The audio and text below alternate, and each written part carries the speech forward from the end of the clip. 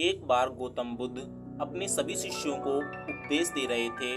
तभी एक शिष्य ने खड़े होकर गौतम बुद्ध से एक सवाल किया। उसने पूछा कि इंसान को कैसा भोजन करना चाहिए, भोजन का प्रभाव हमारे मन पर कैसे पड़ता है। अपने शिष्य के द्वारा ये सवाल सुनकर बुद्ध ने एक कथा सुनानी शुरू की। वह बोले, किसी जंगल में एक साधु रहता था। कितने ही लोग उनके दर्शन करने के लिए वहां पर आते थे। जो भी जाता उनके पास रहकर उनको शांति मिलती। एक दिन वहां के राजा उनके पास गए। उस राजा ने देखा कि साधु एक पेड़ के नीचे बैठे हैं। उनके पास ठंड और वर्षा से बचने का कोई भी साधन नहीं है। राजा ने कहा, महात्मा, यहाँ तो आपको कष्ट होता होगा, आप मेरे साथ महल में चलिए, महल में ही रहिए। साधु ने पहले तो मना किया, लेकिन राजा की बहुत ज्यादा जिद होने पर साधु ने कहा कि चलो चलते हैं। महल में गए तो वहाँ उनको एक बहुत सुंदर कमरा दिया गया। वो उसी कमरे में रहने लगे और 24 घंटे नौकर उनकी सेवा में लगे रहते। इसी तरह 3 महीने गुजर गए। राजा रानी उनकी पूजा करते थे। एक दिन रानी स्नान घर में नहाने गई और नहाकर उठी तो वह अपना हीरो का हार पहनना भूल गई। उसके बाद साधु स्नान घर में पहुंचा। वहां पर हीरो का हार देखकर उनके मन में पाप उठ गया और साधु ने उस हीरे के हार को अपने कपड़ों में छुपा लिया।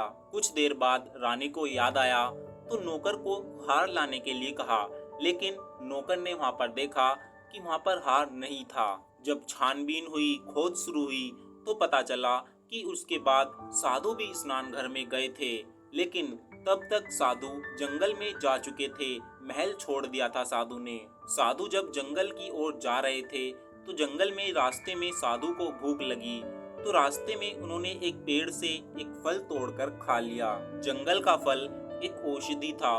उसने महल के भोजन के असर को खत्म कर दिया। तभी उस साधु को हार के बारे में याद आया।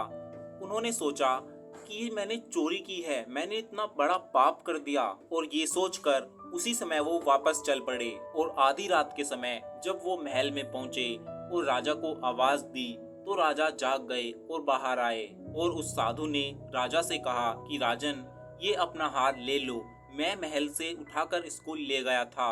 मैंने बहुत बड़ा पाप किया है। मैं यहाँ आपसे क्षमा मांगने आया हूँ, हो सके तो मुझे माफ कर देना।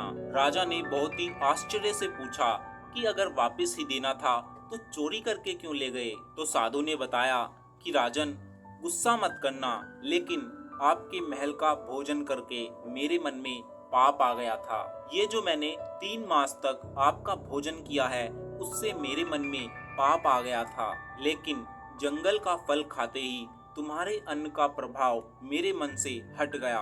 तब मैंने वास्तविकता को जाना और सही निर्णय की तरफ चल दिया। इसीलिए कहा जाता है दोस्तों, जैसा अन्न खाते हैं उसका प्रभाव हमारे मन पर वैसा ही पड़ता है। इसीलिए हमको हमेशा सात्विक भोजन ही करना चाहिए। हमको कभी भी मांसाहार, ज्यादा तला भुना, ज्यादा नमक मिर्च वाला भोजन कभी नहीं करना चाहिए। हमको हमेशा हल्का और सात्विक भोजन ही करना चाहिए। तो दोस्तों, ये वीडियो, ये कहानी आपको पसंद आई हो तो वीडियो को लाइक शेयर करना बिल्कुल मत भूलिएगा। और ऐसी ही कहानियों को सुनने के लिए आप हमारे चैनल को सब्सक्राइब कर लीजिए।